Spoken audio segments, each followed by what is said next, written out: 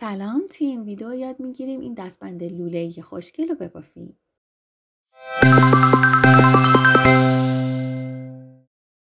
برای بافت این دستبند نخ زرگری یا نخ بافت دستبند میخوایم به اضافه قیچی و فندک. حالا میخوام نخمو اول به پلاک گره بزنم. یه دونه از اون نخ 30 سانتیایی که لازم داشتیم و دولا میکنم. بعد برای اینکه بتونم راحت توی سوراخ پلاک رد کنم نخمو، یه تیکه 10 سانتی نخ نامرئی رو میارم اینجوری میندازم تو دولای نخ. بعد دو سر نخ نامرئی رو رد میکنم توی سوراخ پلاک. ببین این سوراخ این پلاک ها که شکل پولکه خیلی کوچولوه، ولی با این روش میتونی نخ بافت یا نخ زرگری رو راحت از این سوراخ ها رد کنی. میگیرم میکشم، نخم که اومد بیرون، دو سر نخ رو از توی حلقه رد میکنم تا گره زده بشه. به این شکل محکم میکشم تا گرم محکم بشه. برای اون سمت هم دقیقا همین کار رو میکنیم. نخ زرگری 30 سانتی دومو دولا میکنم، یه تیکه 10 سانتی نخ نامرئی رو میندازم تو دولای نخ. به این شکل مثل حالت سوزن میشه. بعد دو سمت نخ نامرئی رو از سوراخ پلاک رد میکنم و میکشم. اینجا یه نکته داره، حواستون باشه دقیقا نخ از همون سمت پلاک رد کنین که نخ قبلی رو رد کرده بودین که جهت گره ها مثل هم بشه. دیدی؟ حالا دو سر نخ رو از توی پلاک رد میکنم و میکشم تا گره محکم بشه. به این شکل. حالا من برای اینکه بتونم یه بافت خیلی خوب و تمیز بزنم، میخوام که این دستبند رو روی یه پایه ثابت کنم. این کارگاه دستبند بافیه که من قبلا تولید میکردم ولی دیگه تولید نمیکنم چون خیلی کار سختی بود. ولی شما میتونین از هر پایه، مثل پایه تبلت، جعبه، هر چیزی که دارین استفاده کنین و وسط دستبندتون و مغز کارو که میخوایم ببافیم اینجوری ثابت کنین روی پایه. حالا نخ 80 سانتیمو میارم و از فاصله 10-11 سانتی دولاش میکنم. ببین من 7 سانت میخوام ببافم، خب ولی نخ از 10 سانتی دولا میکنم به این شکل و اون سر نخمو ثابت میکنم روی پایه که تکون نخوره. حالا اینجا ببین من 7 سانت میخوام ببافم ولی 1 سانت بیشتر نخو میگیرم و دولا میکنم، یعنی از فاصله 8 سانتی لبه پلاک 3 سانت هم که اون بالا داریم وصلش کردیم به گیره.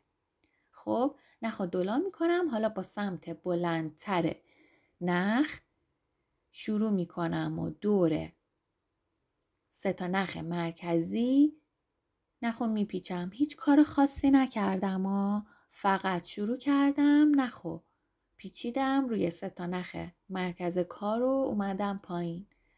همین جوری میپیچیم میایم تا پایین. حتما اون نخای وسط کار رو به یه پایه یا یه جعبه چیزی محکم کنین که اون وسط کارتون فیکس باشه که راحت بتونین این نخ دورشون بپیچین.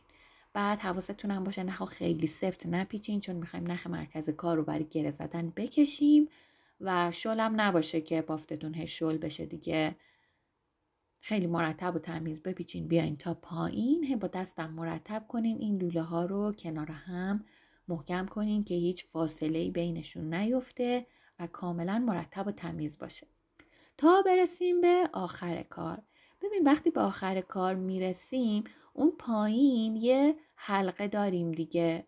سر نخم رو رد میکنم توی اون حلقه و محکم با دست چپم نگهش میدارم. حالا اون سمت نخو که وصل کرده بودم به گیره آزاد میکنم و میکشم از داخل گره لوله‌ای که اسمش گره بادبانی اصلش تا اون حلقه جمع بشه بره توی گره. ببین آروم آروم میکشم با دستم این لوله هم نگه میدارم که باز نشه. نگاه کن حلقه پایین جمع شد رفت داخل اون لوله. با دستم هم اگه فضایی فاصله افتاد بین نخایی که پیچیده بودم مرتب میکنم، صاف میکنم گرمو نخم خوب میکشم که دیگه این حلقه پایین کامل جمع شده باشه. نخ زرگری هم که حواستون هست باید جنسش کاملا محکم باشه و کش نیاد. اگه کش بیاد جنس نختون مرغوب نیست.